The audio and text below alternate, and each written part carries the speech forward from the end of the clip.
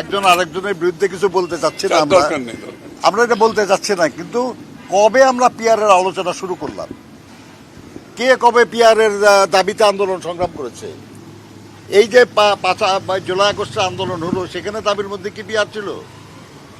এটা একটা নতুন দাবি নিয়ে নির্বাচন সামনে, এই সময় এরকম আন্দোলন বা এরকম ধরনের কথাবার্তা, আমরা মনে করি তারা বুঝতে পারবেন তাদের কি করা উচিত এবং তারা নির্বাচনকে সুষ্ঠুভাবে সম্পাদনের ব্যাপারে সহযোগিতা করবে। আমরা বাংলাদেশের উন্নয়ন, বাংলাদেশে গণতন্ত্র পুনঃপ্রতিষ্ঠা, এই দুই ক্ষেত্রেই ইউরোপিয়ান ইউনিয়নের সহযোগিতা পেয়েছি আমরা সবসময়। তারা এই সহযোগিতা অব্যাহত রাখবে বলেছে এবং তারা চায়, যেটা খসরু ভাই বলেছেন, যে যত দ্রুত সম্ভব বাংলাদেশ গণতন্ত্রে ফিরে আসে, গণতন্ত্র পুনঃপ্রতিষ্ঠা হয়, এটা তারা প্রত্যাশা করে। আমরা তাদেরকে গণতন্ত্র সুসংহতকরণের সহযোগিতার পাশাপাশি বাংলাদেশে বাণিজ্য ক্ষেত্রে ইউরোপিয়ান ইউনিয়নের সহযোগিতা আরও বৃদ্ধি পাবে, এটা আমরা তাদেরকে অনুরোধ করেছি। তারা সেটা তারা সম্মতি জানিয়েছে, আগ্রহ প্রকাশ করেছে।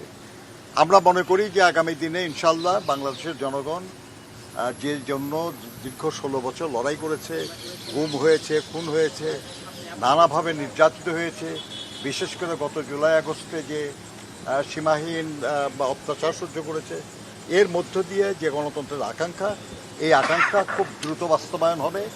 সরকারের ঘোষণা অনুযায়ী ফেব্রুয়ারিতেই নির্বাচন হবে ইনশাল্লাহ, এবং সেই নির্বাচনের মাধ্যমে আমাদের দীর্ঘদিনের যে স্বপ্ন গণতন্ত্র, সেটা পুনঃপ্রতিষ্ঠিত।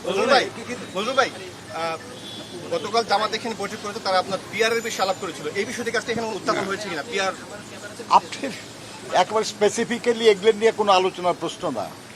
আর পিয়ার তো এখন আলোচনার খুব একটা বিষয়বস্তু না, এই কারণে যে যদি আপনি রাজিও হন, তাহলেও তো এই নির্বাচন পিয়ারের মাধ্যমে হবে না, সেটা তো হবে সংবিধান সংশোধন হওয়ার পরে। কাজে আমরা আলোচনা করেছি আজকে যেটা, সেটা হলো আসন্ন নির্বাচন নিয়ে। এই নির্বাচনের পরে কি হবে বা সামনের নির্বাচন কি হবে, ওটা আলোচনা বিষয়বস্তু।